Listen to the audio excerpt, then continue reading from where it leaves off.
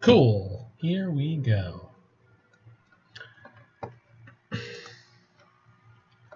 So, starting off a night of 2 Pioneer decks with black-white aura aggro. So, recently in Pioneer, and by recently I mean within the last 3 weeks, we've had a bunch of Players Tours featuring this format. The breakout decks from there were, of course, Blue-Black Inverter of Truth, which is a combo control deck with a very, very powerful combo and control plan, as well as the Underworld Breach combo deck featuring Lotus Field. But apart from those two was this very strange little deck that popped up. This is Black-White Aura Aggro. So we are playing a whopping 18 auras, as well as some enchantment creatures in the form of Hateful Eidolon and Aphemia the Cacophony, in order to take advantage of the cards All That Glitters, which gives your creature +1/+1 for each artifact and or enchantment you control, as well as Ethereal Armor, which gives your creature +1/+1 for each enchantment you control, and First Strike. So what are we doing with these cards? Well, there are 4 copies of Sram, Senior Edificer, in this deck, which says whenever you cast an aura, equipment, or vehicle spell, draw a card. So we have 18 auras, including the new print from Theros, Sentinel's Eyes, which, in addition to giving +1/+1 and Vigilance for the low cost of 1 white mana, has an escape for 1 white mana and exile 2 cards from your graveyard. But he also has the ability, 19 enchantments. So he's a heavy synergy piece with all of these. But one of the best things about this deck is that just throwing these enchantments on most of your creatures can make them into a very real threat, meaning your opponent has to choose between killing your Sram, which is drawing you cards as you play your enchantments, or killing the creature that you're very quickly making gigantic. We also have cards like Alseid of Life's Bounty, which you can sacrifice to give a creature protection, creature or enchantment protection. We also have Hateful Eidolon, which I mentioned before, but whenever an enchanted creature dies, we draw a card for each aura we controlled that was attached to it. So if we put 3 or 4 auras on a creature and it dies, we're going to draw 3 or 4 cards and come back to parity, even though our opponent killed our creature. And then one of the new developments in this archetype is Dryad Militant. So Dryad Militant says if an instant or sorcery card would be put into a graveyard from anywhere, exile it instead. It's also a 2/1 for 1. In this case, we're going to be playing it for white because we're not playing green. But this is just a generally decent creature to be playing right now because especially the Inverter deck or also the Breach deck has instants and sorceries that it would like to have in the graveyard, either to be able to use or reuse, use as a resource or reuse by casting. So on top of that, we've got this instant Karametra's Blessing, gives a creature +2/+2 until end of turn, and if it's an enchanted creature or enchantment creature, it also gains hexproof and indestructible, so that gives us some proofing against Wrath. And then in the sideboard, we have some copies of a card that's been a little bit of a breakout in recent time, Gideon of the Trials. He gives you an emblem that says, as long as you control a Gideon Planeswalker, you can't lose the game and your opponents can't win the game. So this insulates us against the Inverter combo, as well as the Breach combo. Then we've just got a collection of other fairly useful creatures, enchantments, what have you, in order to improve some matchups. Don't know exactly how this deck is going to play out, but I know it's going to be a bundle of fun. So we're going to hop into a Pioneer League and see how she goes.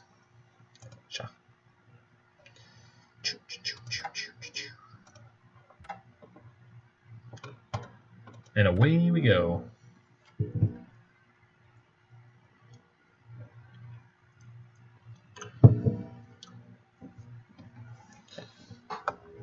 Match number 1.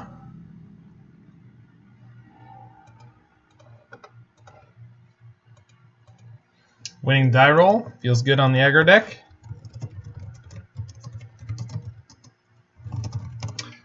So we don't have any 1-mana plays, but we have 2 of our better 2-mana plays, so I'm going to keep this hand. I'm going to go tapped Godless Shrine on 1. We'll see what they play on turn 1. It's likely we're going to lead with Sram. But if they are a removal-heavy deck, perhaps not. Blue says to me, tapped Castle Vantress says this is probably blue-white. Blue-white's unlikely to remove a Sram on turn 2 that is not attacking them. So I should be able to draw a couple of cards here by casting the Cartouche. Yeah, looks like blue-white control. Out of all the lands I can play here, I think Caves of Koilos. Play the Cartouche of Solidarity. Trigger, draw a card. Thank you. Gives us an extra creature, a little bit of insulation. They can play the card Azorius Charm this turn, so I'm going to attack with Sram.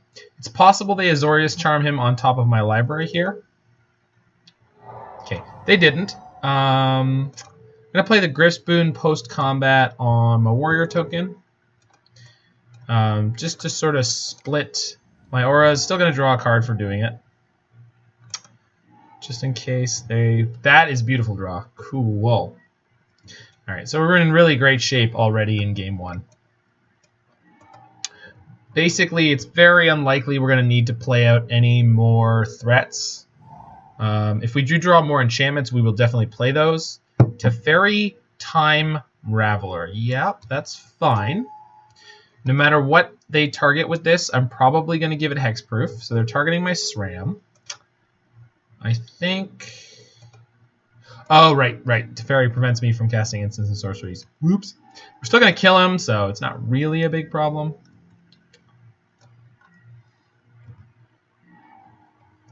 All the glitters, you say? I do definitely want to kill the Teferi because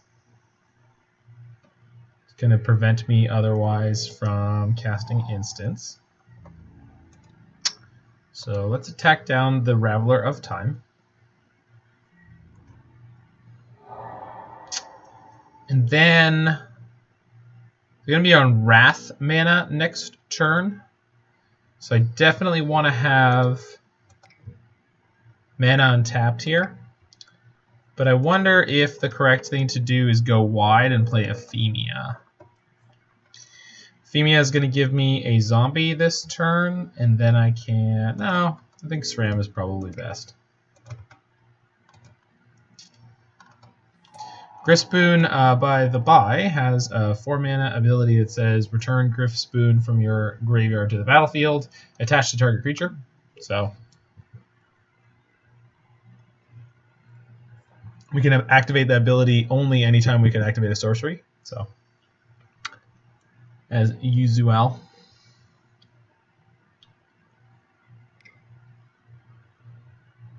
Their land stalled. Okay, the question is, do I want to Karametra's Blessing my Sram in response to this? This means they won't be able to bounce him. But we'll see if they're pumping me. Maybe they have a land in hand and they just didn't want to play it out beforehand. So they're probably just going to bounce my Sram again. Yep. So if they don't, they did have a land drop. Don't know if they had that beforehand or if they drew it with the Teferi, but we'll never know. Oh, I did not mean to play that, but it's okay. Losing a little bit of health is probably all right by us. Baboosh. All right. It's a good chance they want to Wrath us this turn, but I'm going to play all the glitters on my Sram. And we do have the Karametra's Blessing up in case they have a Wrath. Also, most targeted removal it'll deal with. So Teferi, Hero of Dominaria is not going to help them too much here. Supreme Verdict definitely not going to help them. Verdict. So we're just going to bless my Sram. Because it's enchanted, it's going to have Indestructible.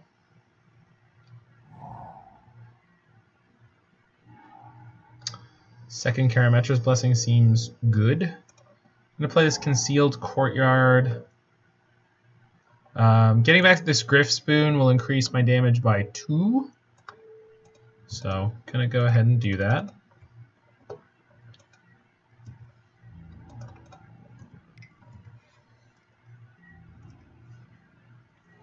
Bonk.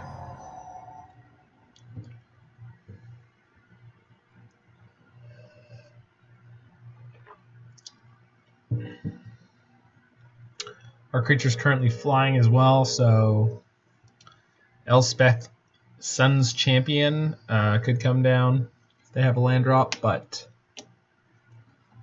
won't be able to stop our creature from getting in. They could, of course, use Elspeth's Minus, but that won't be able to kill our creature through Karametra's Blessing. So, Narset, Parter of Veils. Yeah, that's fine.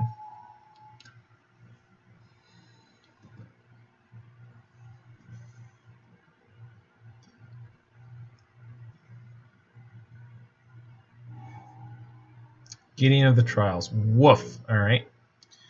So they can plus their Gideon to prevent the damage my creature would deal until end of turn or until their next turn. Yep. They're going to target my Sram. So I don't love firing off this Karametra's Blessing, but I think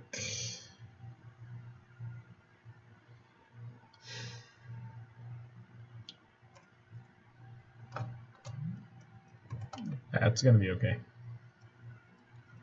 So this turn is most likely going to consist of just playing Aphemia unless we draw another aura. Oof, we are severely flooded, but that's alrighty. Here is Aphemia, and pass the turn. End step, exile an enchantment. Yes, we're going to exile Cartouche. It being the only legal choice.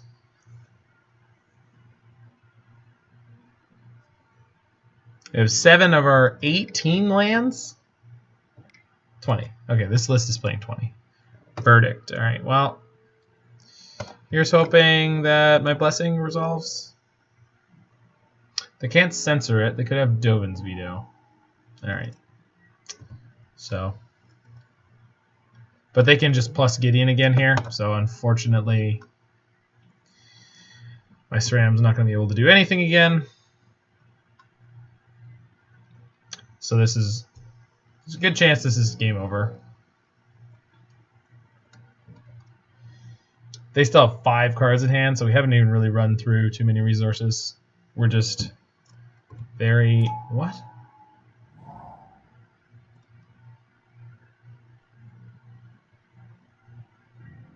Alright, so they must have the Charm. So, gonna play Sentinel's Eyes on Sram before combat. Oh, I'm not allowed to draw an extra card, so being a baddie. So, if they have Azorius Charm, we're basically done here.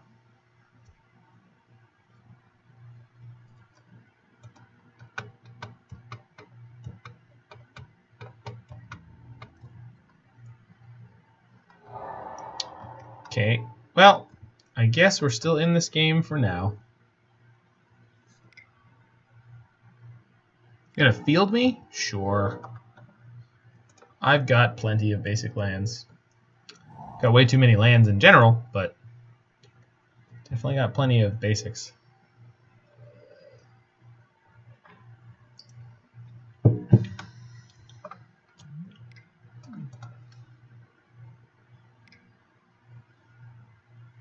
Six.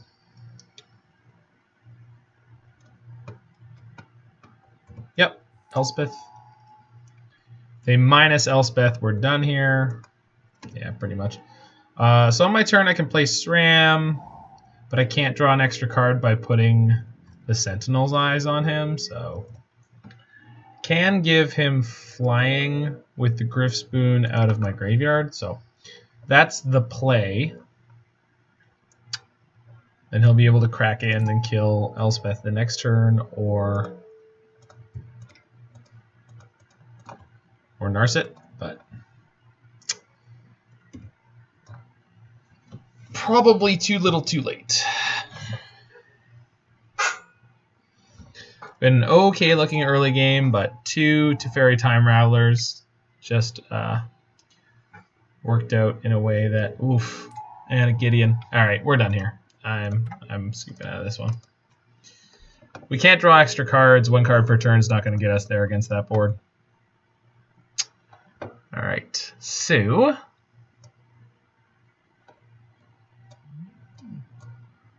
actually looks like our sideboard is pretty bad against this deck. Return target creature you control and all auras you control attached to it to their owner's hand. So I guess that's alright. Order of Midnight helps us buy back a creature and is a 2/2 flyer.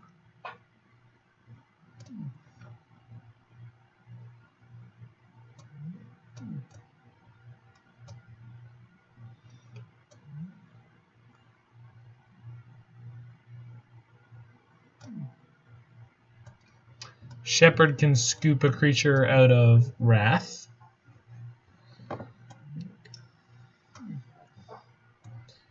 Gideon is a Planeswalker, so they can't Wrath that. Question is, what am I boarding out? So, Gryff's Boon seems pretty good.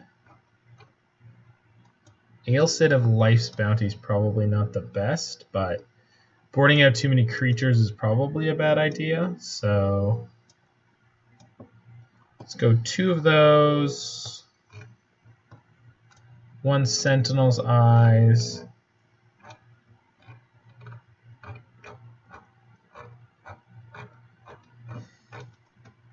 One Cartouche.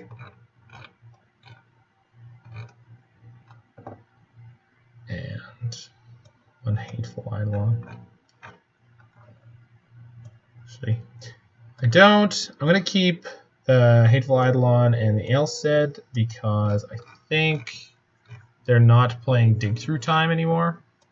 Didn't seem likely. So, check out the Dryad Militants.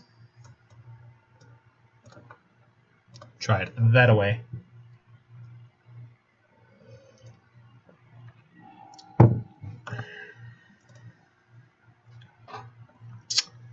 Not a very aggressive hand. Don't think that's worth keeping here. This is much more aggressive, but only has 1 land. So it's Ailsid into Cartouche or Ethereal Armor. Gonna keep it. I'm going to toss the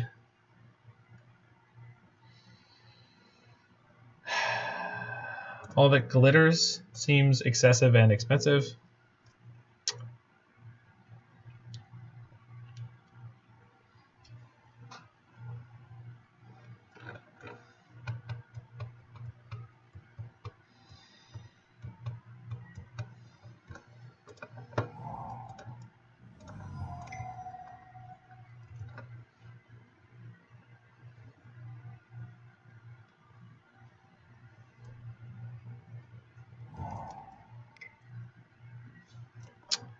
Like a land. That is not a land. So Cartouche of Solidarity puts 2 power onto the battlefield now.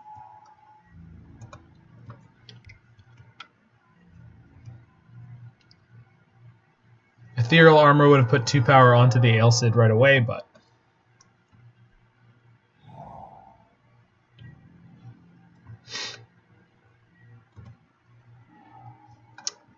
that's a good draw.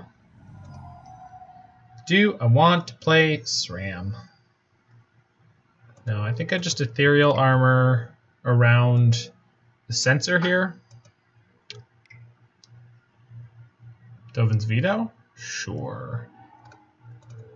Sentinel's Eyes. Attack for 4. Okay. It's not great. So I could have them at 12 now? Yeah, that was probably worth doing.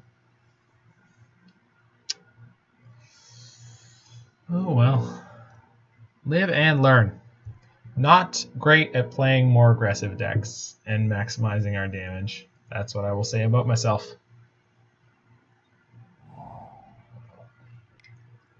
Tap land is good, though. 2 mana. Petty Theft. Well, that's just rude. That is just rude. Although,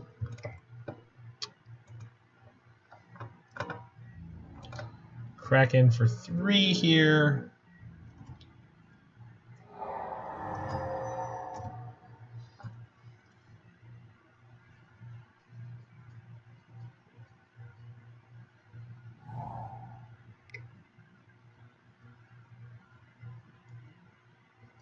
Gideon allies it. Well, that's a problem. Because now I just get chump blocked for eternity by that. Courtyard is okay. I get to play a Sram here. Problem is, then Sram gets attacked. Or, sorry, gets blocked for eternity here. So, yep. And unfortunately, playing white on white here means that even if I had another Alseid, obviously my Alseid is the creature that's all suited up with enchantments, but even if it wasn't, I wouldn't be able to use protection on it because then it would lose all the auras that are attached to it. Did pick up the Orzhov Charm, though. I guess that's kind of okay.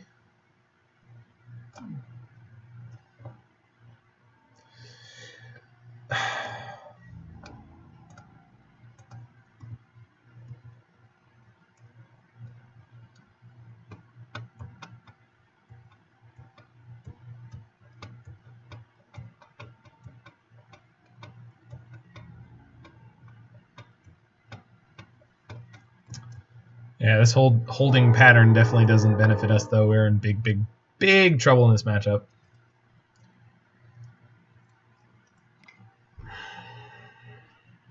Gonna make a token? Sure.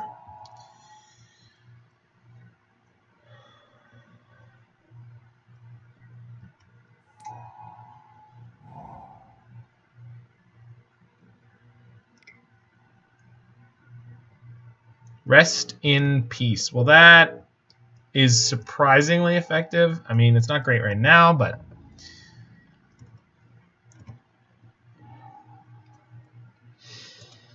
more lands, you say? It's definitely not useful. I have a lot of life, though, I just realized. Not that it matters, but... Alright, so... Attack. I guess if they group block, that's the best case scenario for me. Kind of. Yeah, but they didn't.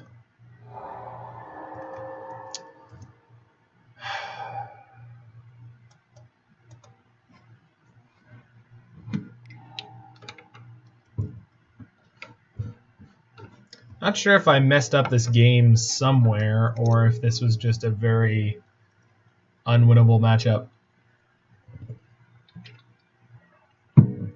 The tournaments where this deck was doing well were definitely not flush with blue-white control.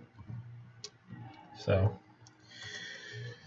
and we are just above the number. So, just ever so slightly flooded here. But I haven't been able to get in for any damage in like 5 turns. Just settle me. Well, this is the chance. So return target creature I control and all of its auras to my hand.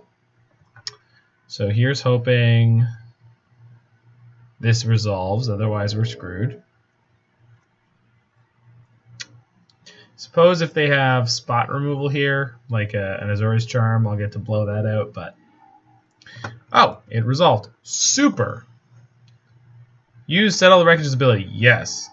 I will search for 0. Place Sentinel's Eyes here. Draw a card. Sweet. I mean, it's another land, but it's something.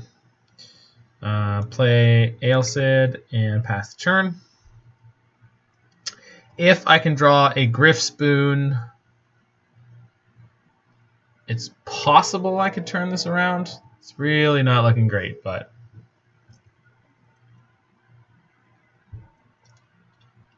they are down to 3 cards in hand. I say down to, like that's a big deal, but could be. They're getting a little bit flooded, so depending on what's in their hand, we could be in okay shape here. Well, that's not great. All right, play my land, Cartouche, draw a card. Oh, that's an awful lot of lands.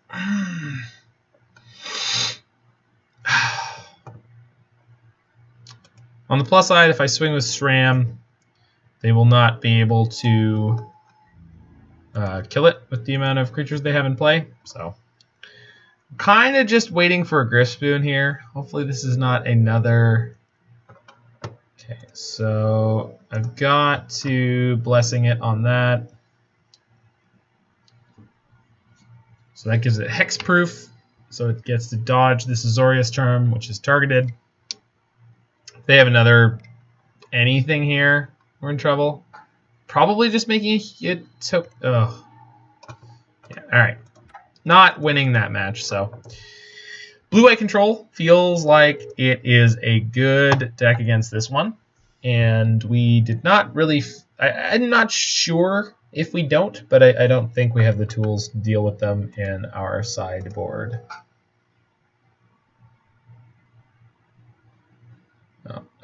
As we're hopping into game 2,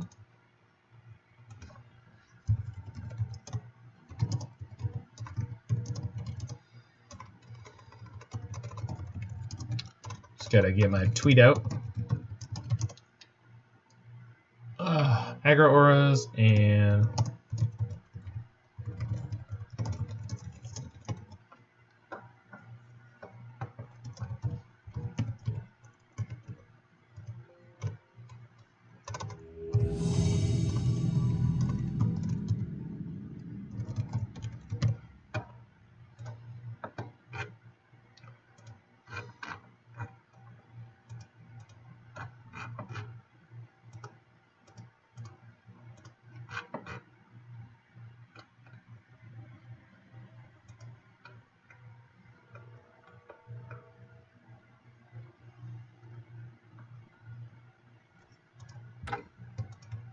darn it. My bad, my bad. Alright, rejoin queue.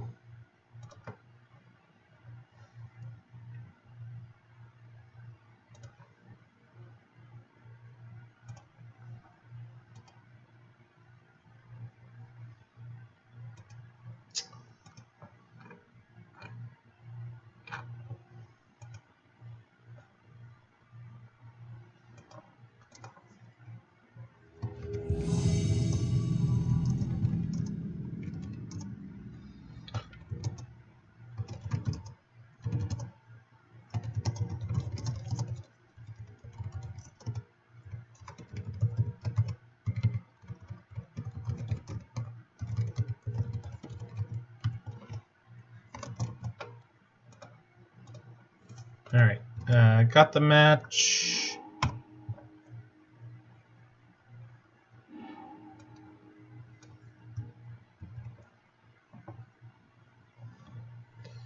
And just need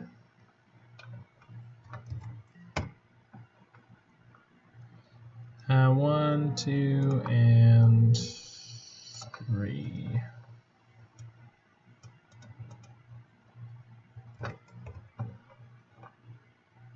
Alright, cool. Just gotta fix the thing. There we go. Alright, we back. This is a great hand. We're gonna keep it on the draw, and they mulligan.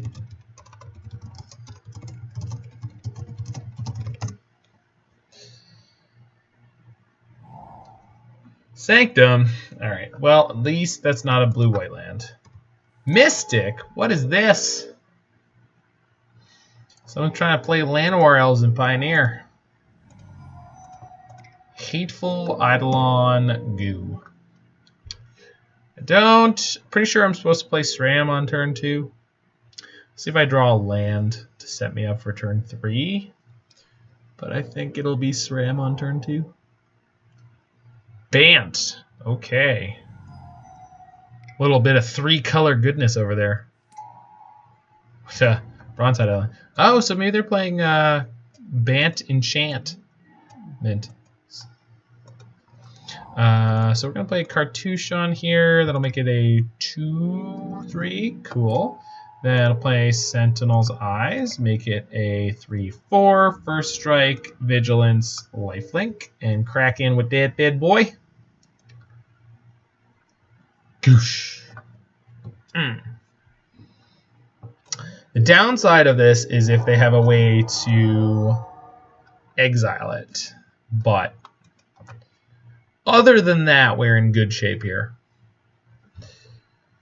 We shall see. We shall see. They shock. Well, that's terrifying. I don't know what they could possibly want on 4 mana, but I'm not happy about it. Brimaz, King of Oreos. Yeah. That's a big boy. All right. Would you like to attack into my sick Eidolon? No? Chill. Land. It's not a land. All right. Alseid of Life's Bounty is not bad, though. So, I think I just play the Alseid.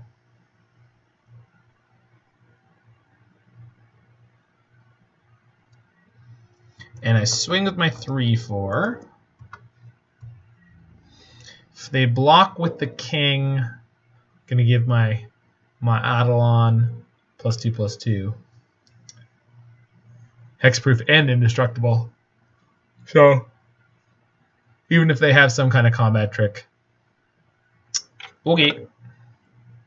Also okay. My thing is going to be indestructible, friend. It's going to be great. I'm only going to get to kill the King of Oreos here. I'm not also going to get to kill the lion, but... Wait, trigger. Yes. Put the new creature in damage assignment order. Yes, that is correct. Put my Eidolon to 5/6. Oh, I could have killed the token. It's okay. I think it exiles at the end of combat. Does it? No, it doesn't. Okay.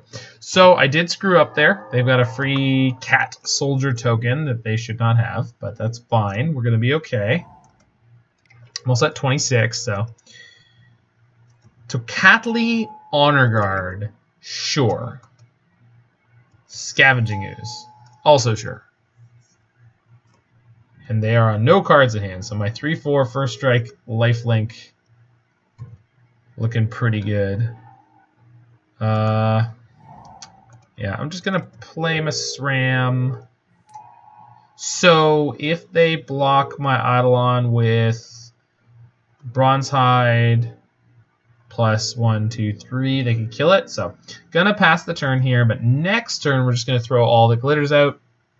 And I do have Alseid here to protect my creature from some effects. Okay, they were able to eat their own Brimaz, so playing against a cannibal, gonna be hard to beat, but they drew a land, so even cannibals can't beat you with no spells. Opponent slyly playing Tocatli Honor Guard as a main decked hedge against blue-black inverter. So that is some technology. Some pig. Eats my Karametra's Blessing. That is fine. I obviously have a use for my graveyard, but not as good as otherwise. All right. Do I want to throw this all that glitters onto the Eidolon or my warrior token? My warrior token would become a 5/5. 1, 2, 3, 4, 5, 6, 6. They would have to trade 2 creatures for it if they wanted to kill it.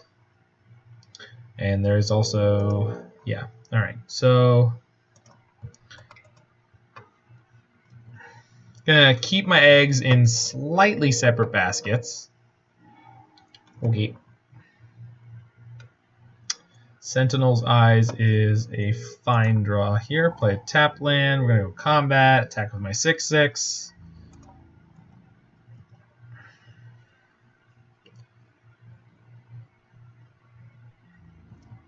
Weirdly, whenever I need a Gryff Boon, it's impossible to find. Oh, they can just make their creature indestructible. Okay, so I need 2 Abysses. Gotta have 2.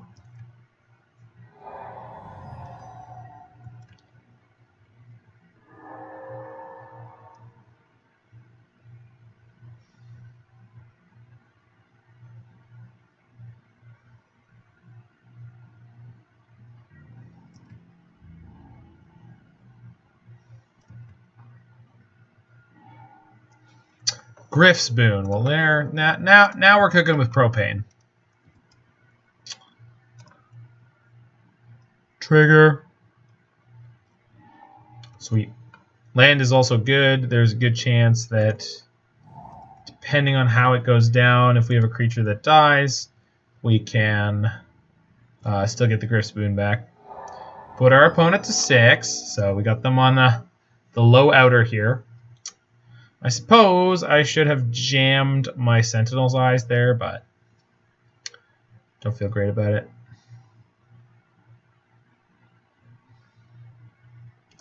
Broke the board stall with flying. I believe we might be playing a game of Limited. I'm not entirely sure, but definitely feels like a game of Limited. The highest CMC spell that anyone cast was 3. Alright. So Trial of Ambition seems bad here, but Mire's Grasp and Deadweight seem alrighty then. Not playing black over there. Not playing Nissa.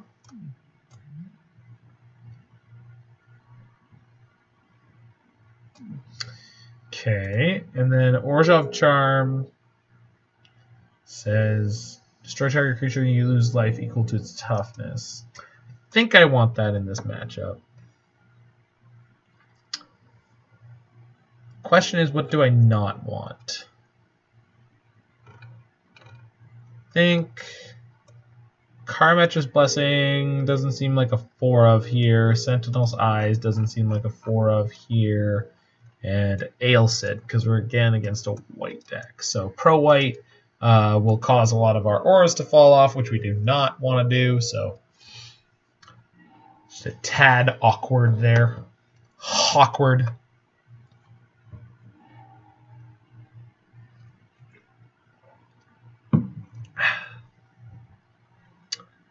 Yeah, this seems like an acceptable hand.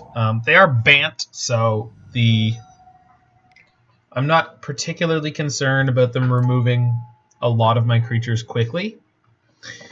So even though I only have 1 creature on this draw, I have a Karametra's Blessing to protect it. So turn 2, we're going to play probably Gryff's Boon and crack in for 2, start gaining our life back, and then we'll be in the clear from that point. They could play something like White Source Deputy of Detention. I'm not like super worried about them doing it. Okay, they went tap land. Well, that's just wavy gravy. The gravy of the wavy. The waviest gravy. Alright. They left their mana open. What does that mean? I don't know, but I intend to find out. Reboot. I'm going to jam this Gryff's Boon, crack in for 2. I'm doing it this way because I really would like to leave my Karametra's Blessing ready to go because I don't have any other creature. So if they kill my Eidolon, I'm going to idle right off. Going to idle out. Oot. Main phase 2. Green, white. Deck in stone. Yeah, that's not gonna fly here. No. Hexproof. Fear my draft common.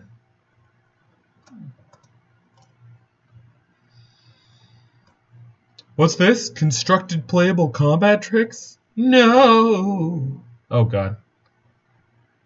They have an out! They have an out! Oh. What could it be? Celestia Charm? I don't think that actually... Put a +1/+1 counter on target creature. Target creature you control fights... Okay, so they're just both going to die? Sure. But I do draw a card this way. So, higher chance that I draw a creature. I mean, I didn't, but that's... Oh, weird. I didn't, but that's not my deck's fault. It's okay, little deck. You're going to be fine. We're going to draw a Sram. We're going to draw a bunch of cards. It's going to be great. It's going to be fantastic. Rocking and a reeling into turn 4. Still no creatures in sight. Hey man, I'm not asking for much. I will deal with an Aphemia, the Cacophony. Oh, don't collect and company me. You. That's just rude.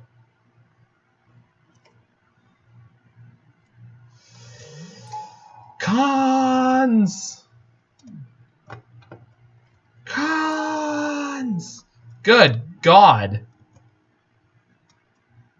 Interesting. And then Voice of Resurgence. Well, yeah, I guess that's something. 2 mana, 3 mana. 2 mana, 3 mana. Courser? What am I playing against? Is it like Bant Company Value Town? Uro. Sure. Oh.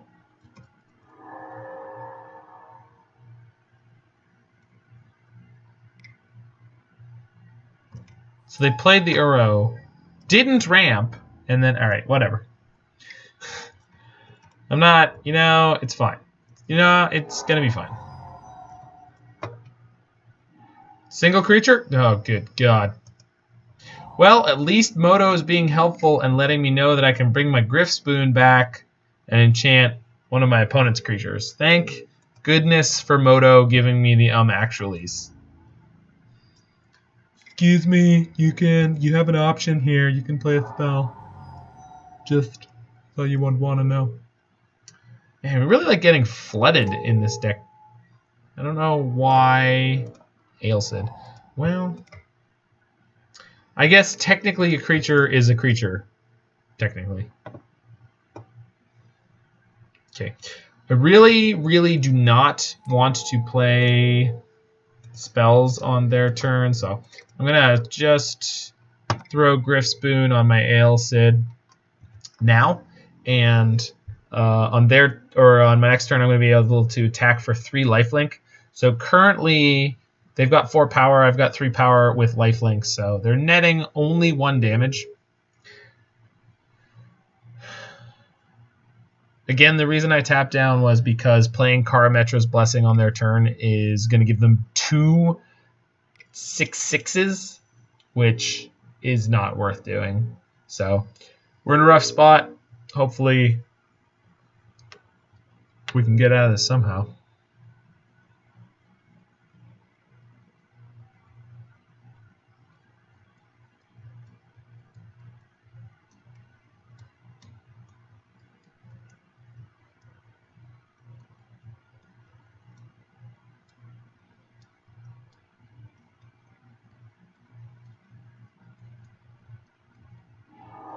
Ugh, fight again. Womp womp. We still have Gryff Spoon in our yard, but oh, this is... Okay, that's the Uro. Alright, we don't have any removal in our deck. I mean, we have Deadweight, but... Deadweight and Mire's Grasp, but those are not going to be useful against Uro. Yeah.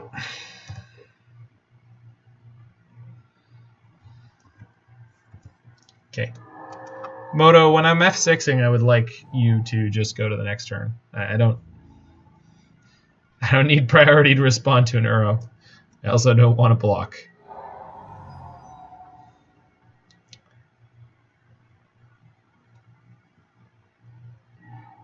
Alright. Way too flooded there. Way too flooded. Cool. Go to game 3. Gonna bring in my Apostle of Purifying Lights. These guys have 2 mana, exile target card from a graveyard. Maybe Tymaret, Chosen from Death as well. Just because it's got 1 and a black, exile up to 2 cards from graveyards, gain 1 life for each creature. Orzhov Charm seems less than great against something like the Voice. And then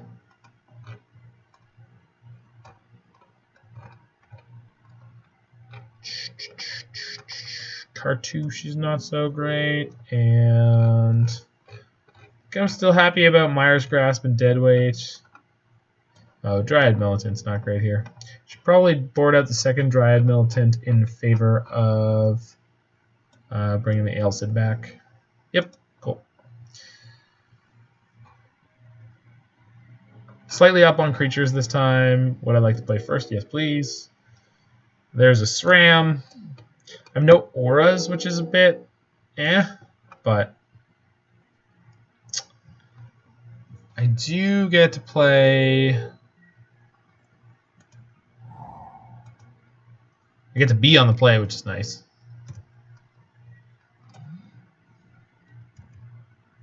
Okay, how is this a nymph and this a spirit? I don't know what is going on with Theros's. All right, it's cool. It's cool. It's all gonna be fine. Yeah,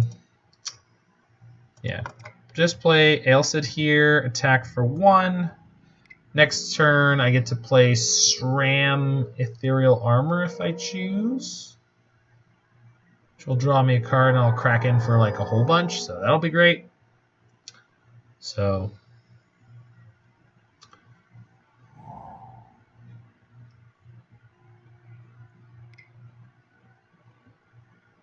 Voice. Voice is fine.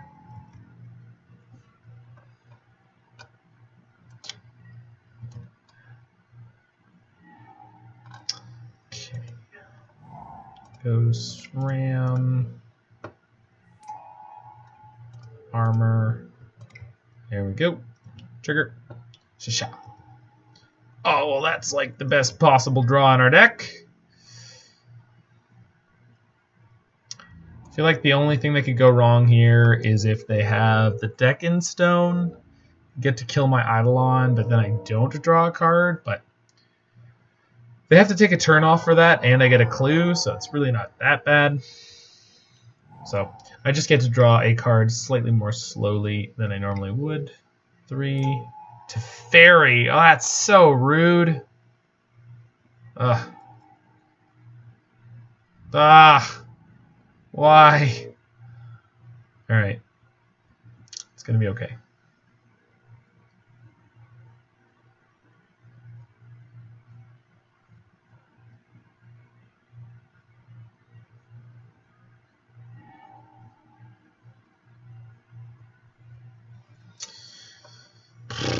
Alright.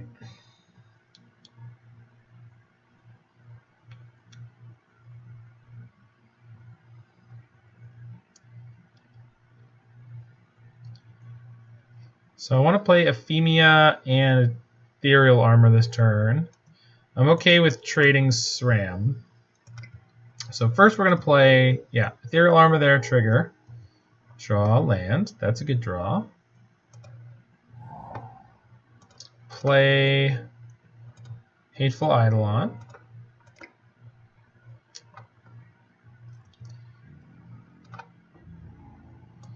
Attack to Fairy, so it's dead no matter what. They're incentivized to trade their Voice of Resurgence for my Sram here. And then we play Aphemia.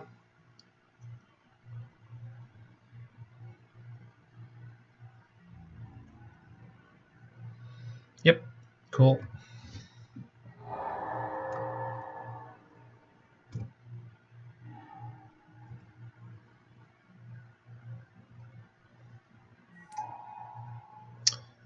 Yep, all right.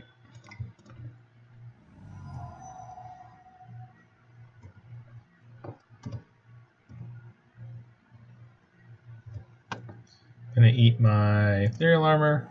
Shasha. And we're going nice and wide. I'm assuming their deck is not playing anything like Wrath. It's not likely, but should that come to pass, it would be not great for us. Cartouche is a good pickup here, so gonna play the backup Sram. Cartouche up my zombie, A. Alright, super.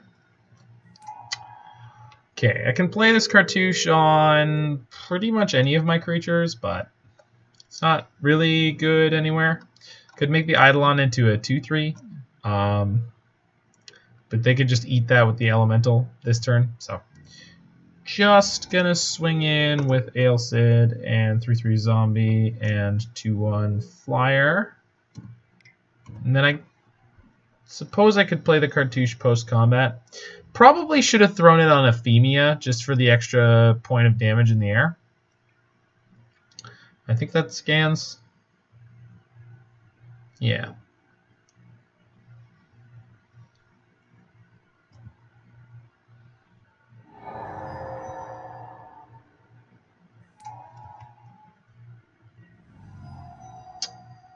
But I'm going to leave things as is.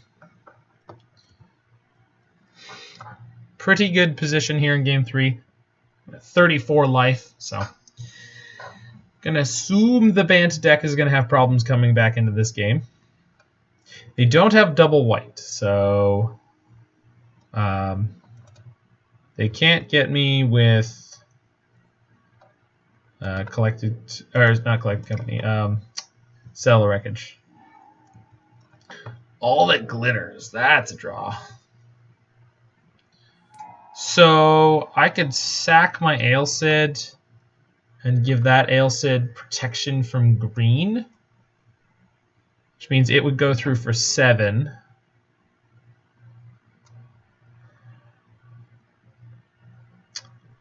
I'm going to go to combat first, see what happens.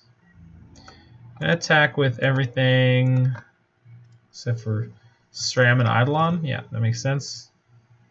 So Collected Company is their best play here. I can let that resolve. And then I'll have priority again. So they get a green and a green. All right, so they're dead. So... Oh, are they? Hold on.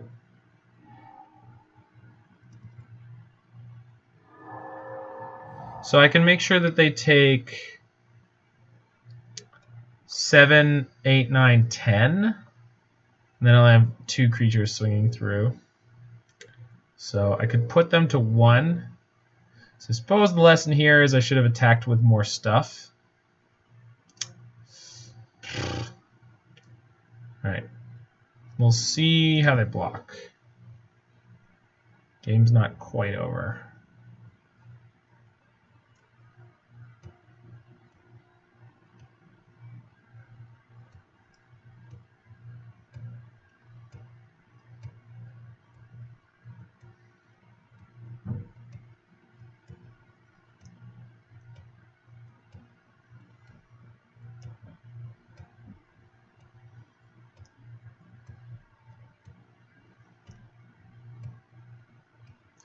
Yeah, I guess that's kind of neat. Yeah. Sure. It's fine. So I go to 8. I'm going to be able to escape Uro next turn, but I believe my 1 creature will crush them. How did this not die? Oh! Yeah, first strike is sweet. Alright, so that, yeah, okay, they got blown up by first strike a bit there. So that is great. So that should be game. Even Uro can't save them now. First strike on everything. First strike.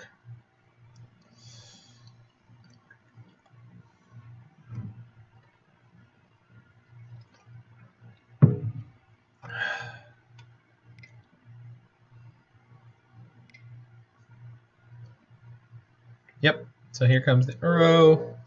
And then I just give my what is about to become a 7/7 protection from green, but then I can make it into like a 14/14. So that is going to be GG. I'm going to get hit for an awful lot.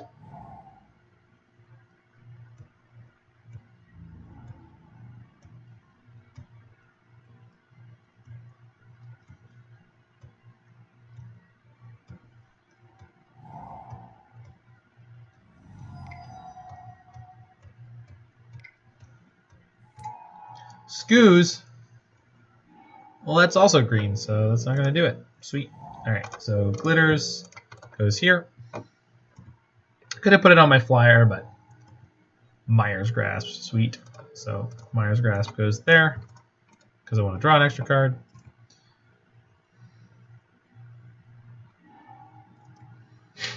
True. Another glitters.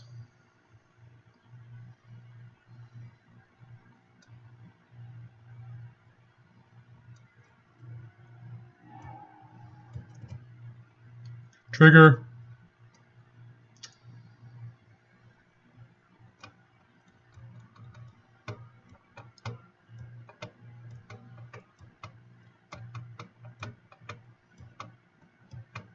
Oh, I scooped. Oh, come on, man. At least make me prove to you that I understand how protection works. Oh well. Beggars, not choosers here.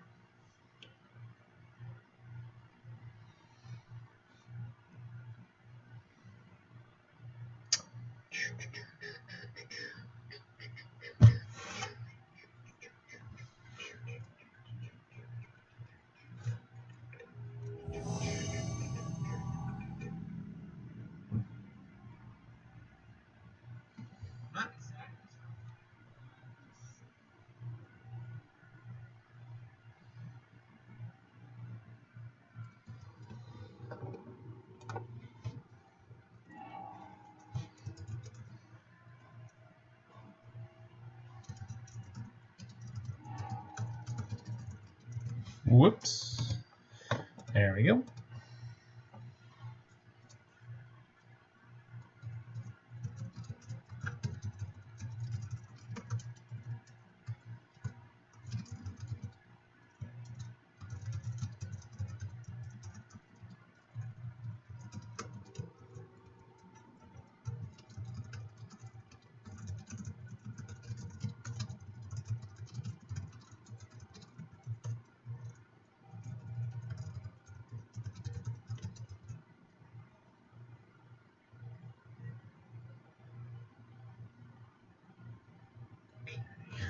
Alrighty.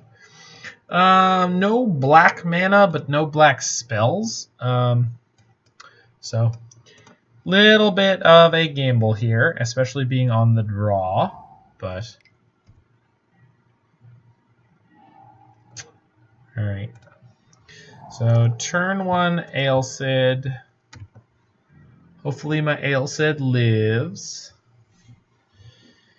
In theory, I could go turn 2 Cartouche and then protect it with Karametra's Blessing, which does not feel the best, but better than jamming it into a Censor. So, throw the Cartouche out. If there's a Fatal Push, opt, sure. Still be a Fatal Push. So resolves. Sweet.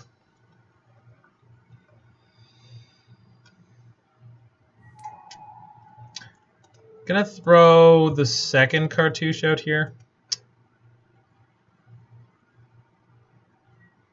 Rationale is because they didn't push it before, I'm gonna get in for 3, and then I have multiple bodies on the battlefield. And if this is inverter, which I believe that it is, we kind of got to go as fast as we can. They still don't have a push. Could have Murderous Rider now. But if they let me untap, then I can... Okay, they don't have Murderous Rider. Sweet. Alright, so we're just going to stay the course with 5 points of power and toughness on the battlefield. and hope this Karametra's Blessing gets us through it. Grixis. Okay. This Bola? Yahenni's what now? Huh. Alright, well, I will save my 3/3. And, okay. I hope they don't have the follow-up of Liliana the Last Hope. No, that's -2, -1. It won't kill it. Cool. Nimble Obstructionist. Well, that's neat. So that's definitely around to beat up on the inverter deck. Crack in with my 3/3 first strike. Yahenni's Expertise. That was... yeah. That was something. I tell you what.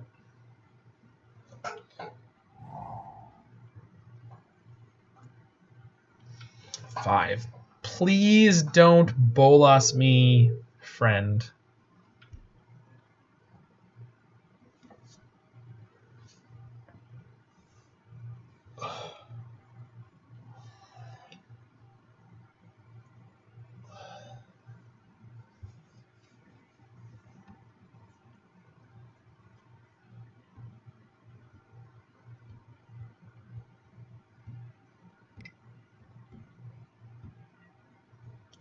Drown in the Loch.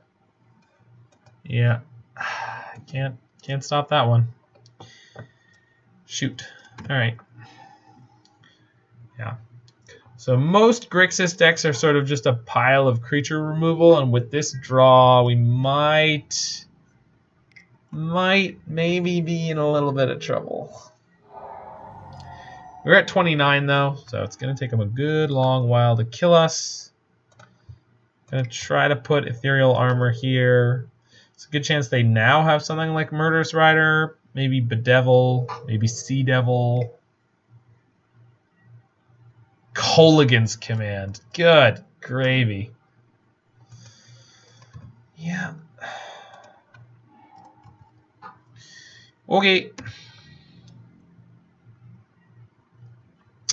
Again, definitely still able to claw our way back into this game.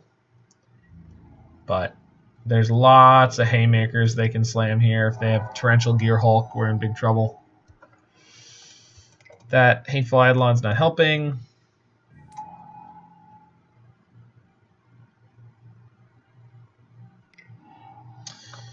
Yep. All right.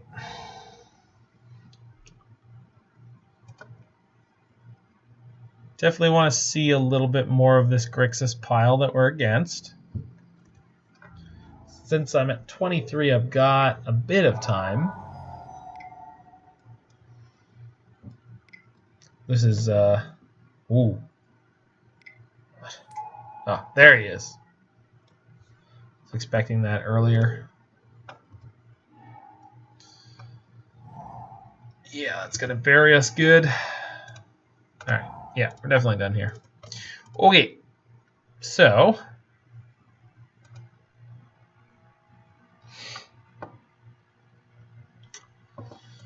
not sure about Gideon, but I think maybe. And then Apostle of Purifying Light's probably okay. Orzhov Charm's probably also okay.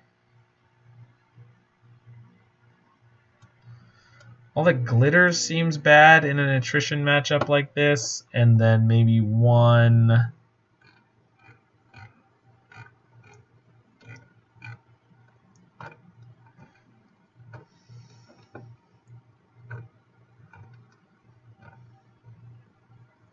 one Cartouche of Solidarity, something like that. Alright, let's try it like this. This deck list is playing a little bit more land. I think it's because of the Gideons in the sideboard, which I'm not sure is the correct choice. This is not a good hand against the deck that is a pile of removal, so I'm going to ship that. This is better, but again, no black mana. I am going to keep it, ship the Eidolon, but yeah, this is almost the exact same hand we had in game 1, so it's a good chance we just fall apart. If we can make it past turn 2, The island is a good start for us from them. So poke up for 1. Playing Drown in the lock, so if they don't have a push or a Wild Slash for this Sram, we're just kind of going to go off. They're definitely digging for some kind of removal, so.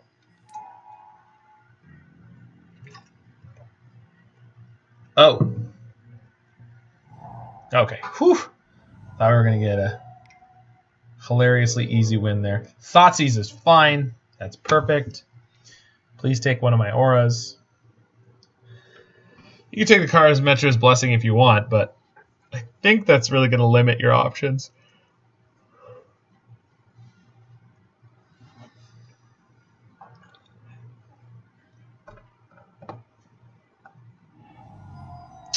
Yep. I'll take it. Land? Okay. You know what? That's completely acceptable draw.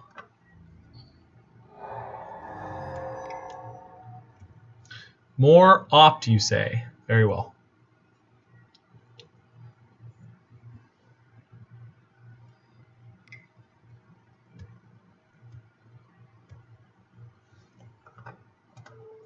They know I have this, but I have to fire it off anyway.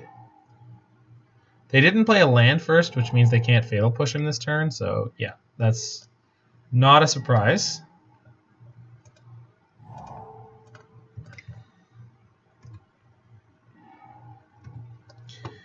It's also not a great draw, but put him to 6.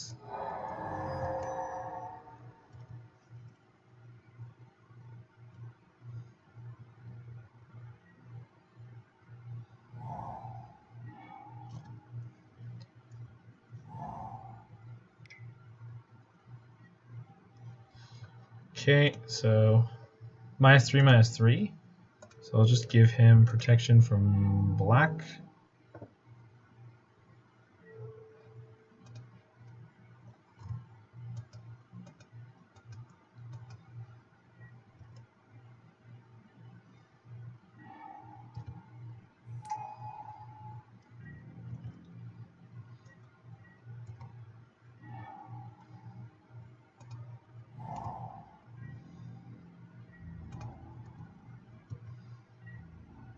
If they don't block, I just kill him here.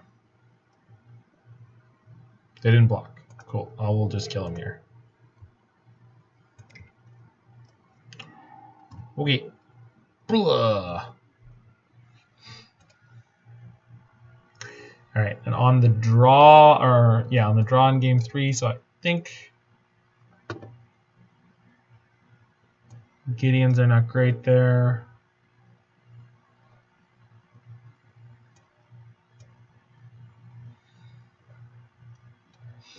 Try it like this.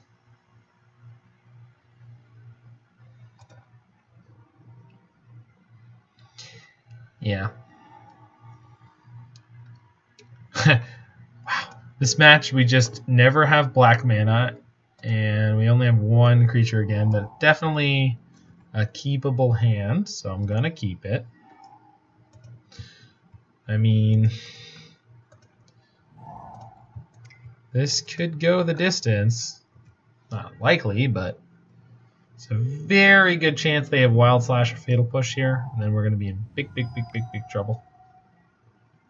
Thoughtseize is completely fine. As long as they don't have removal, I'm in good shape. Take one of my Ethereal Armors, I suppose. Blessing. Also makes sense. And they had the push. Alright, so...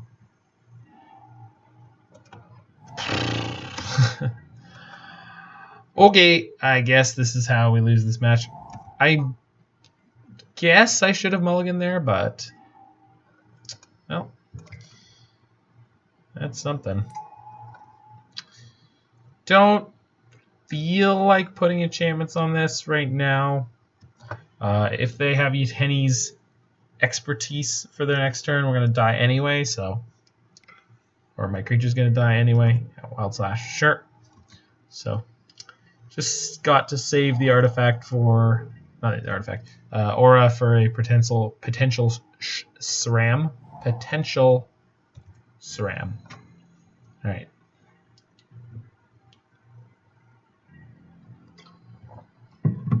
Opponent's also not doing much of anything, so I guess this is okay. It's a really goofy game, but playing tennis here. Just clonk, clonk, back and passing it back and forth. All right. Sentinel's Eyes, maybe. Don't immediately have removal. I'd like to draw at least one card. Yeah. Yeah. Get some pants on this bad boy. All right, let's make him huge. Huge. It's a 7/7. Man, can I lethal next turn? I'm like 90% sure I can. So I'll have 5, 6, so that's 12, 13, 14, 15, 16. I think so. Crap, but if they have Bolas here, I'm just dead. Opt is not Bolas. Sweet.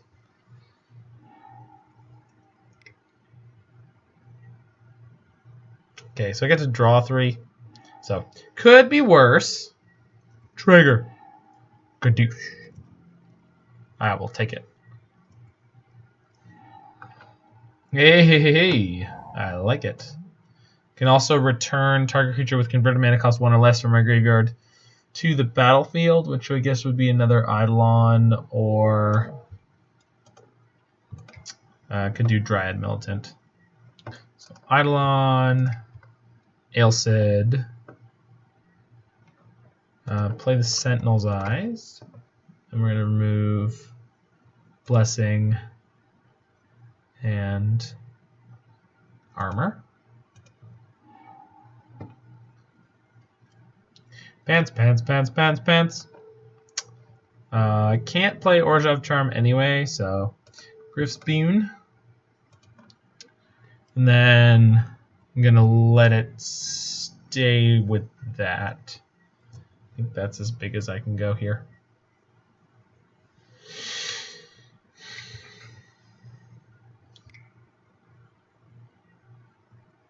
Henny's Expertise. Well, that's a tad unfortunate. Protection doesn't do anything against that? Nah. So I guess I could have played the Ethereal Armor. Alright, well, we're going to draw 2, which I guess is not the end of the world. And they play an Opt off of it. I guess that's not as bad as it could be. Would love to draw a Sram now, please. Deck. They shocked, so that's got to be Drown Lock. So that was a mistake. Should have left the white out. All right, we're gonna be okay. Okay, Aphemia's fine for some reason. Throw a Sentinel's Eyes on it. Exiling Gryff's Boon. Second Alseid.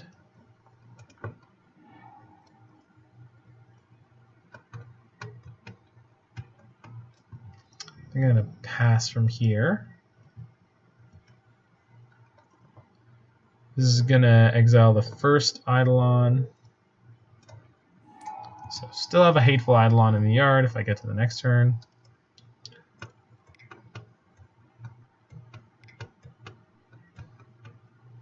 Four Bolas. Yeah, that's fine. I can kill that with Orzhov Charm. Tap land, okay.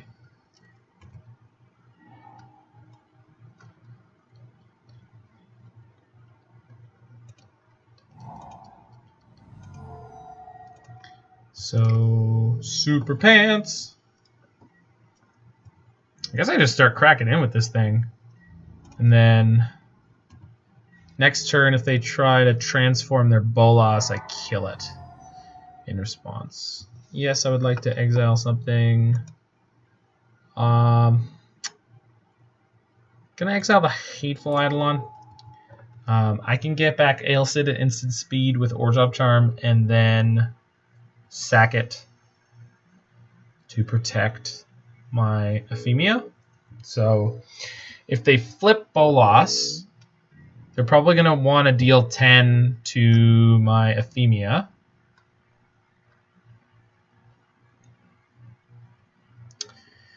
Which I will then bring back the Alseid, give it protection. Dreadbore.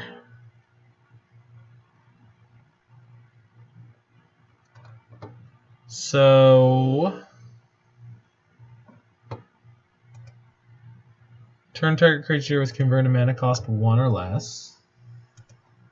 So do that.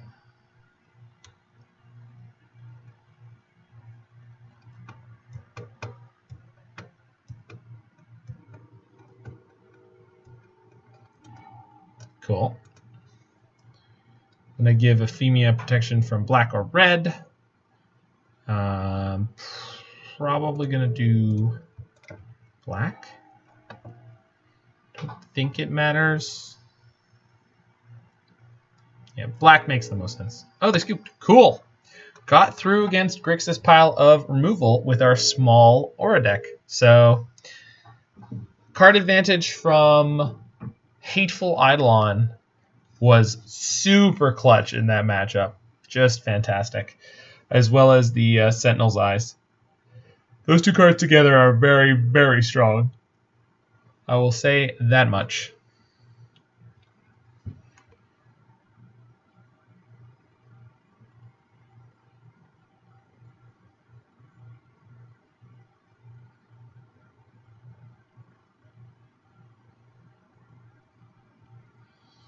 Alrighty, so hopping into match number 4 here with black-white auras.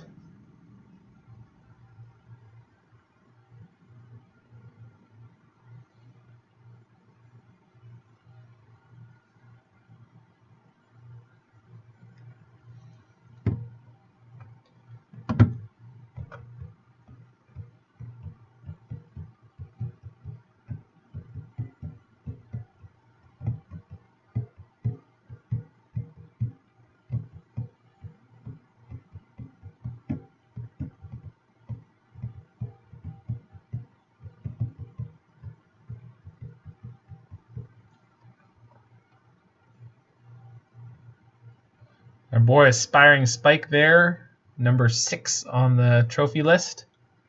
Last trophy was 6 days ago. Come on, Spike, you're slacking.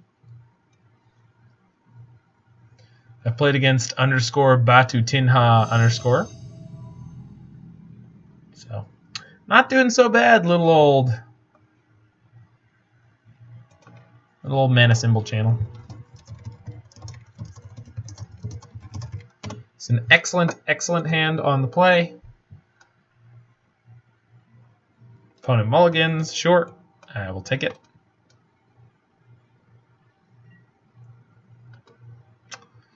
I'm going to go Courtyard, Eidolon, Goo.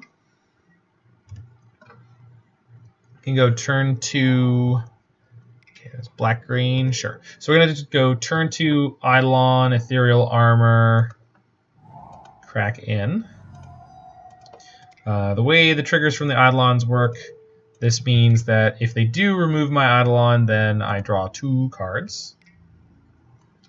Which replaces both the Eidolon and the Ethereal Armor that has already done a pretty great amount of damage. So, could be Abrupt Decay here. Satyr Wayfinder, sweet. That is definitely not. So, I think if I draw a land, they flipped Traverse, Abrupt Decay, Courser, and they put no cards in their hand. Man, that card misses so often. Okay, this is gross. So, if I go Gryff's Boon, this becomes 5/6. All that glitters, it becomes 6/7 plus 1, 2, 3, 4, 5, 6, 11.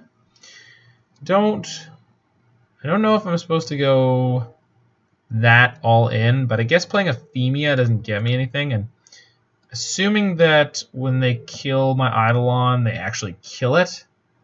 Then I'm going to draw 3, so I'll take it. Let's put him at 4. And I'll attack with the other one just for kicks. Probably will get jump blocked here. Yeah, but they're going to go to 4. So one creature is flying. All right. So you're saying you got removed. Oh, okay. So turn 3 virtual kill. I will take it. All right, Apostle of Purifying Light. If I remember this matchup correctly from when I was on the other side of it, this card is completely disgusting in this matchup. And then I think Tymaret, Chosen for Death. I don't know why this is in this list, because it's black, and we've had games where we couldn't draw 1. But we only have 1, 2, 3, 4, 5, 6. We've got 14 black sources, so that seems a little light for this card. Actually, I don't even know if I want it. But Orzhov Charm seems pretty good. I could board in Tomik, because they are a Nissa deck. But I think this is more for Breach combo, because it stops them from being able to use the Chronic Flooding. Alright, so Dryad Militant is probably okay here. Yeah. Because that denies them 2 card types for Delirium, so something I did not mention when I was talking about the deck. Alseid's A+, so Cartouche is probably one of the worst enchantments. I'm going to cut one of those, one all that's glitters, and maybe... no, just another Cartouche. So, just cutting one on all that's glitters on the sort of intuitive feeling of pulling up. Sorry, not pulling up. Just, it's 2 mana, and it is a high synergy card, which there's a good chance we're going to get ground down to very few permanents, So turn 1 tap land. I am a fan of that. I'm going to start off with the game winner, Hateful Eidolon. Got a good combination, Hateful Eidolon plus Sentinel's Eyes.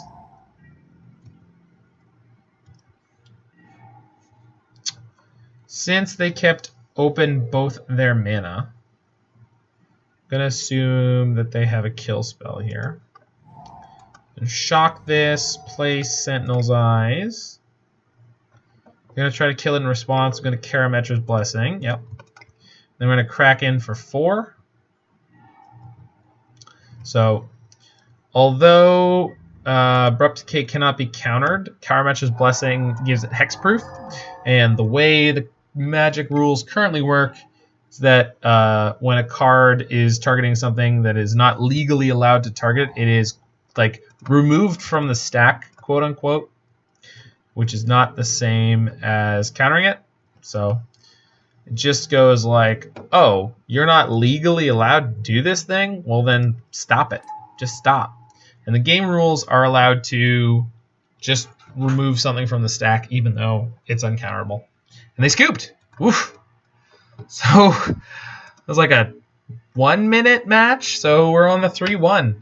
So rallying after a loss to blue-white control, little black-white Auras deck that could is blasting its way through these matchups. It's been quite the grind, but Troll 1411 did not give us the toughest of matchups there. They just were not ready to play with Sultai Delirium. Maybe a little bit tilted. Maybe playing the grindy, fair mid-range deck is real hard sometimes. That's definitely a fact. So, going into the 5th match here against Shepherd 2320. They won the die roll. This is a very acceptable hand. They mulled a 6. We're going to keep this. Going to keep it. Thraben Inspector. What in God's name are they doing over there? Holy freaking crap. You guys seeing this? This guy's playing Thraben Inspector and Pioneer. Oh, it's probably the mono white Devotion deck. It is very likely the mono white Devotion deck. Precinct Captain is a 2/2 first strike. Whenever it deals combat damage to a player, create a 1/1 white soldier token. So probably just going to get hit by that. Just going to jam Sram. Do the Sram jam. Want to draw a Gryff's Boon ASAP to be able to fly over this junk. If there is a Heliod this turn, going to be... Oh, Ketra's Monument, yeah. So this is a 3-mana legendary artifact. White creature spells cost 1 less, and whenever they cast a creature spell, they get a 1/1 white warrior creature token with vigilance. It's the Amonkhet Warrior. So they're going to be able to chump block us forever if we don't find a way through this. So first things first, going to cast All That Glitters on the Sram. Trigger. He's going to be a big boy. It's 4/4. I'm going to play just a Plains. And I think I'm actually just going to pass the turn here. So Sram gives me a creature that can block the Precinct Captain and kill it. So they're kind of disincentivized to swing with anything right now. Though, of course, they did draw Militia Bugler. And if this deck is anything like the previous Ketra's Monument decks I have played against, it's very likely to actually be playing blue as well. Yeah, there's a spell queller that they drew, but they didn't have access to blue, and they still do not. So they will starting next turn. Gonna toss in Godless Shrine.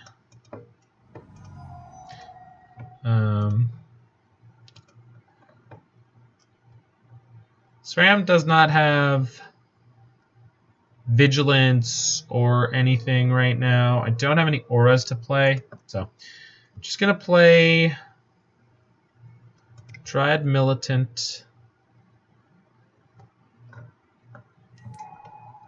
and Aphemia while my opponent does not have their spell queller ready to go.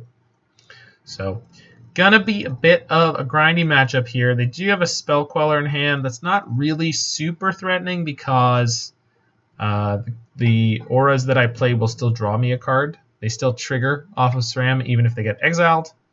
They play another Bugler. So they're just being real efficient over there. But if I get a Gryff's Boon, then I'm able to... They whiffed on Militia Bugler. Welp, that's a thing that can happen. Well, I guess I've got my sick mirror breaker that is Aphemia the Cacophony. That's right, a 2/1 flyer. That's all it takes, baby. Get in there. Pew pew. Scrawl. The sick moto sound effects.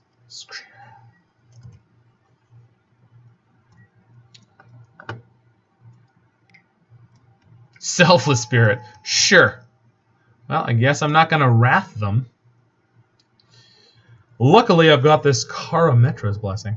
Oh, I've got the Alseids too. So even if they do block my Aphemia with that, I can just give it protection from white. And if they spell queller proactively, I'm good there. They don't have any good attacks, really, just because I've got the 6/6. So being at 15 means whatever they swing with, I'm just going to eat most of it. Although I guess all of my creatures have 1 toughness except for the Sram. They should probably just start swinging for the fences. Yeah, good for you. So going to block the really good creature and take 1, 2, 3, 4, 5, 6, 7, 8. That's an awful lot of damage. But if I try to kill anything else, just means that they're going to sack their spell queller.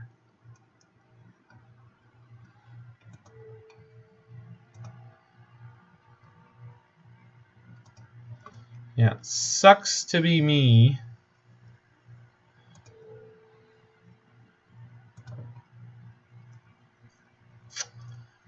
But I guess I have to take it that way.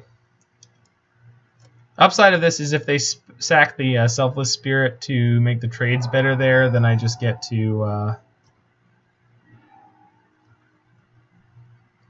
give my Dryad Militant protection from white. So we got a 10 there. Not great. But we do have now fuel for my Aphemia, which I don't know if they were counting on that. Gryff's Boon is a plus. I kind of want to put it on my Alseid, but I think, actually, yeah, that's like, yeah, that's the thing to do. Trigger. What are you gonna do about it? You gonna cast Selfless Spirit, huh? Okay. I think I also want to cast this Ethereal Armor. I mean, I definitely want to use the Ethereal Armor. 10 out of 10, they will quell it. But I guess that puts me in an okay place for next turn. Does it? I think it does. Trigger. Hopefully I draw something useful. They didn't quell it before my card draw. I don't know what this means, but I'm gonna swing with my Alseid. You gonna block with Selfless Spirit and sack it? Because that's not gonna do the thing the way you want it to do the thing. I mean, like, I'm not gonna gain any life, but yeah. I wasn't really counting on it. Okay, suppose I should just jam all this glitters because I have the extra mana. It means I'm gonna draw the card now.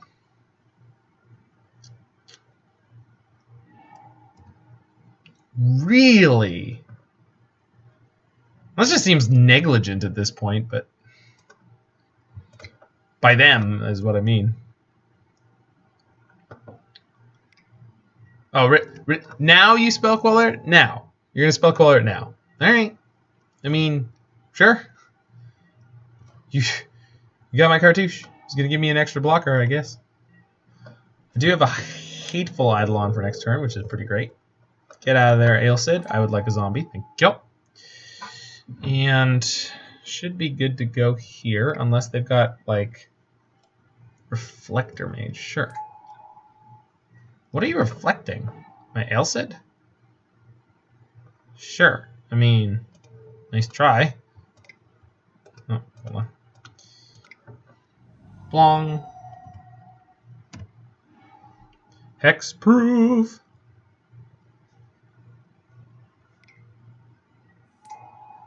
Sure.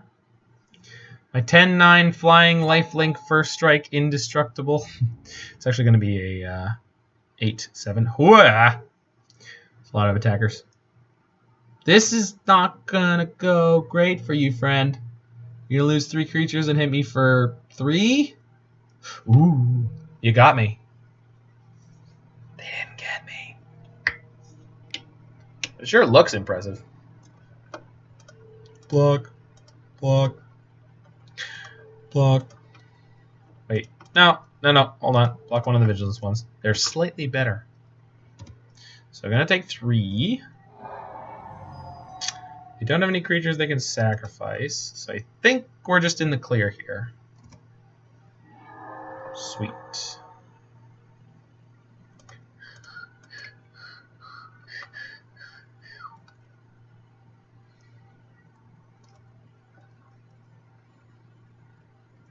Do I also want to swing with Aphemia? I think I do, because this sort of prices them into blocking with the Queller.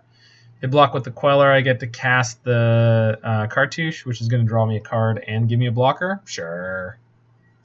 Get that nerd out of here. Okay.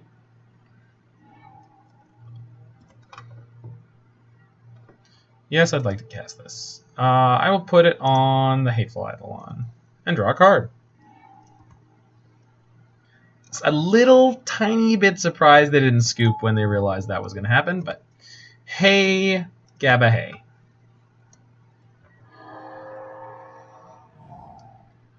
Well, they have a Port Town. Oh, no. Tapped Port Town. Second Reflector. Ooh, Angel of Invention. That's a pretty good Glorious Anthem. You gonna go wide? Yeah, you have to, right? Yeah. But it's not. You don't. You can't. I have too much. Okay. So blocks. So 3/3. That's gonna make them more creatures. Block one of the 2/2s. And then from here on out, it's chump blocking. So 1/1 blocks 3/4. 2/2 blocks a 2/2. I take 1, 2, 3, 4. And I'm still gaining 2. So we Gucci. So go to 11 and then kill you. Because I've got 2 10-power flyers. Cool. Alright, so Deadweight and Mire's Grasp seem A+. Trial of Ambition seems awful. Orzhov Charm is probably okay. And then that's probably it.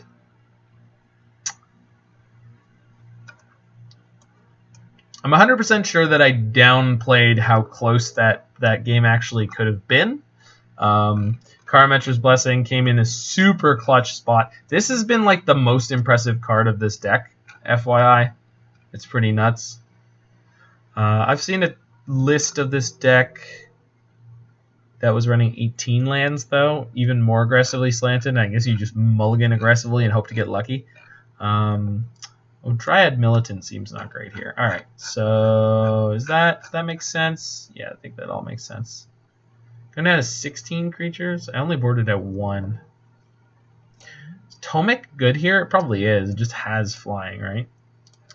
So the other Militant can hop on out, and then maybe 1 Sentinel's Eyes. Although I'm bringing in 2 flyers, so do I need the Gryff Spoons? They're slightly worse. They're a lot of mana to bring back, but they do grant flying. Just take out a Sentinel's Eyes. You know, it's good, but you're good. You're good. You're good. Alrighty.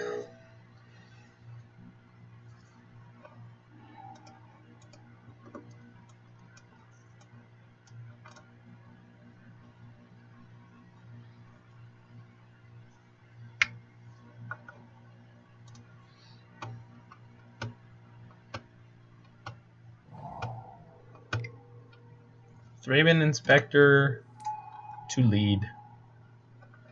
So we kept the 1 creature hand. Gonna hope that they are removal light as they were in game 1. Can actually go for a lot of damage on turn 2. I'm not going to because the threat of Reflector Mage is real. But definitely gonna go Cartouche. Maybe Curse Boon. A shock. Precinct Captain. Okay. So yeah, I'm going to go Cartouche, Gryff Spoon, get a little beatdown going. Yeah, especially with that.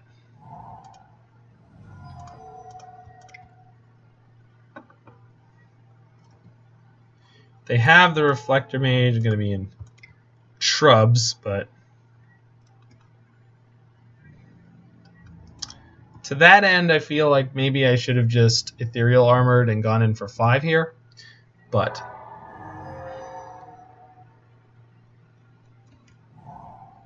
so next turn I could do 15-ish. Yeah, there it is. Shoot.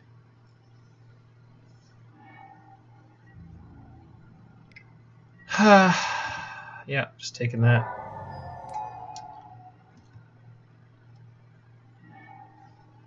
And then the other creature I drew was, of course, another Alseid of Life's Bounty. So I can't play cards named Alseid of Life's Bounty.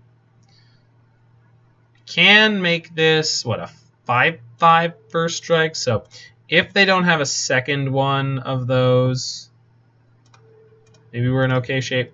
This seems insane, but I think this is actually our out, so just make a 5/5 first strike Vigilance and get in there on a wing and a prayer. I think probably it should have been a mulligan. I think we need more creatures in this matchup. Second Reflector Mage is going to be lights out for us. I'll stick it in, but just stick in this game a little longer, but that 2 for 1 there. Yeah, and then they get more creatures with their precinct captain. They're just so wide now. Too little, too late, my friend. So 1/1 lifelink. Sorry, 1/2 lifelink, 1/1 lifelink. So this will keep us alive technically, but man, we're down so many cards now.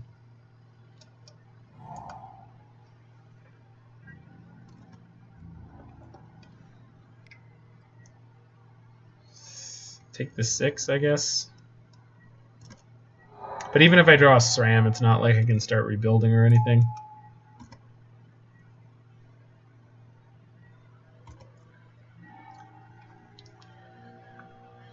Okay, so 2/3 lifelink means I'm not dead this turn? Maybe? Does it? I don't think it does, but...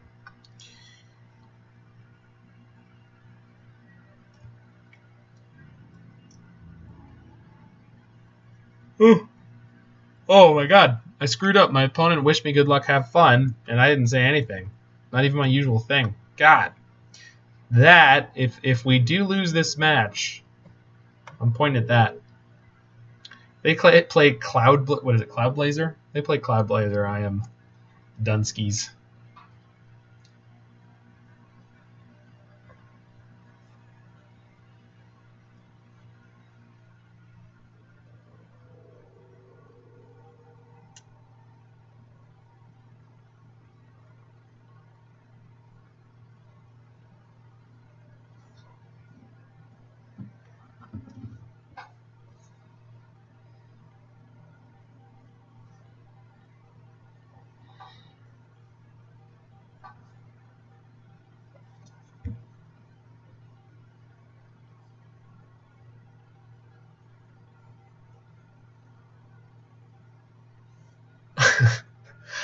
I don't know what they're in the tank about over there.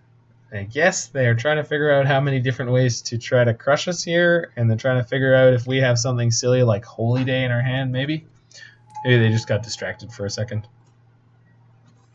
It does happen. Militia Bugler flips Charming Prince. They can slide their Reflector Mage.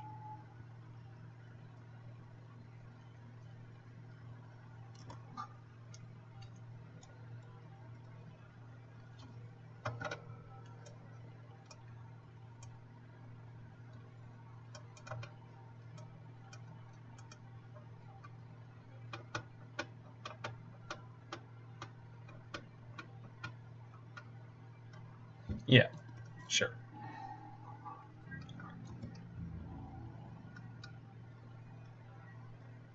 Okay. Sure. So I want to make sure to give it pro blue here, because if I give it pro white, my Sentinel's Eyes falls off. So for some reason, they feel like giving me a chance to claw back into this game. Not exactly sure why, but they could have just attacked with everything that turn. But I think we're still dead no matter what. But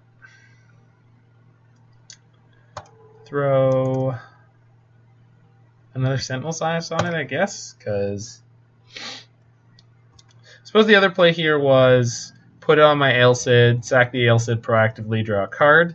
But it really doesn't seem like the way to win a game of Magic the Gathering.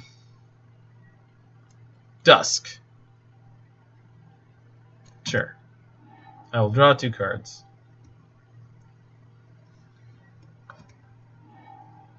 Yeah, cool.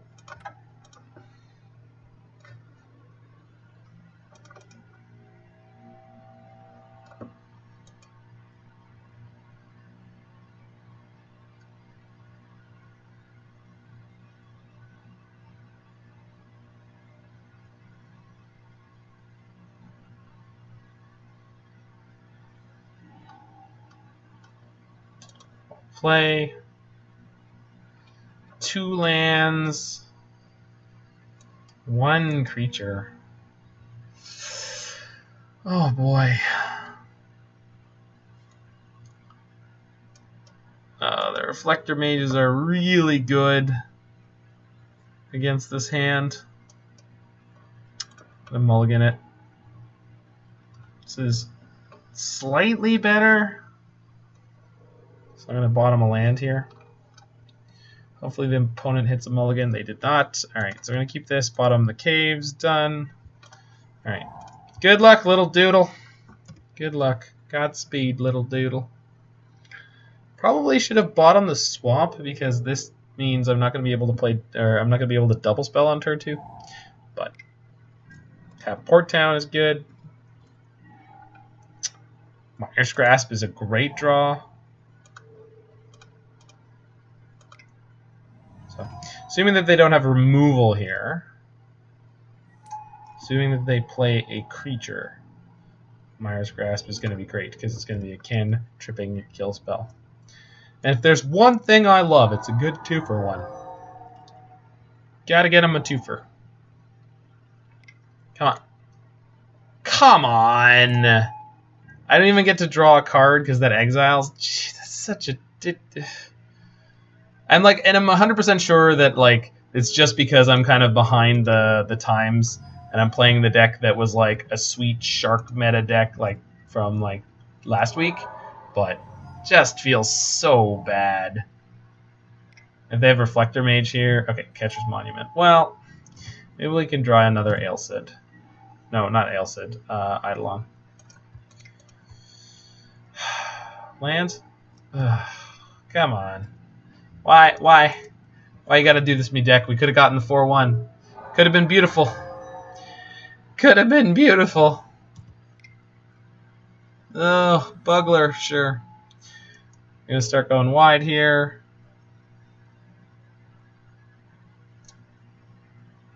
I have a Gryff Boon, if it matters.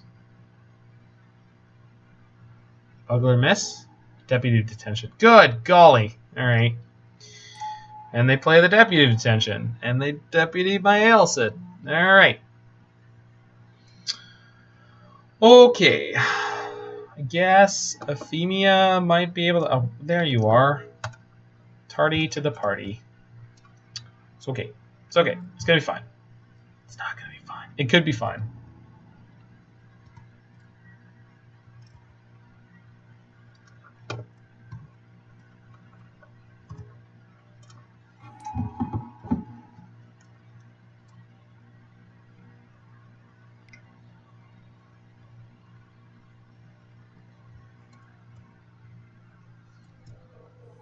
Another Bugler, sure.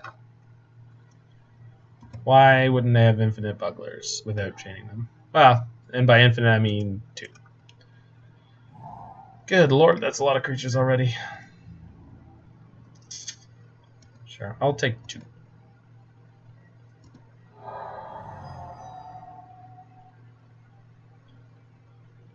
So in theory, I'm going to be able to get my Alseid back and draw a card.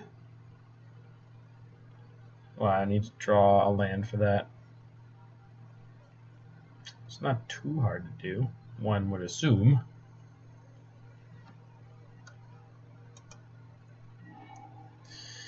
Unless that happens. Alright, so idle on. Spell Queller? Good God. Ugh. Ugh. God, that card is disgusting.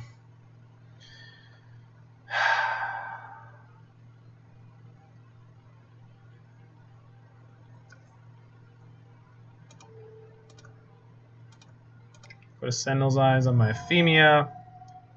But if they have Angel of Invention in their hand, we are in big trouble.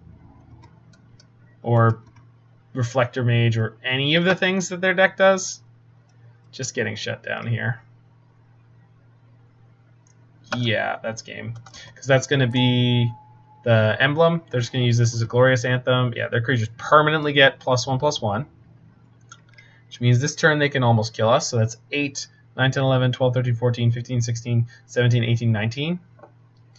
So if I take all of it, I die. And the only way I can kill the deputy is by losing my Aphemia, which I guess is worth doing. So we go block, block. And then this zombie can't kill anything relevant. So, sure. Go to 1. But I'm just screwed after that, I think. The emblem is it's just going to hang out forever, so not in good shape as far as that goes. Just got stalled, and yeah, all right, I'm done here. So 3-2 with this deck. Feels like either we hit a little bit of the rough side of variance. Definitely in a couple games there was like we could have drawn one more land or one less land. The first match we were certainly very flooded against blue-white, but blue-white seems like a good choice against this. Same with blue-white Monument. And then the rest of the decks were fine. We had one good win against blue-white Monument, so certainly a sweet little deck in Pioneer. I'm feeling real tired tonight, so I was going to run blue-white control after this. Blue-white Planeswalkers, found an awesome list for that. But I think I'm just a little too tired to play something like this. This is sweet. It's a pile of Planeswalkers. There's a ludicrous number of them. I want to say there's something like 15 Planeswalkers in this list. So definitely would like to play this tomorrow. Gonna hop on earlier than I normally do and do that. For now, good night, everybody. Thanks for checking out the YouTubes. Got some seriously decent numbers, so share, like, subscribe, all that stuff, and tell your friends, and have yourself an absolutely great night. Bye-bye.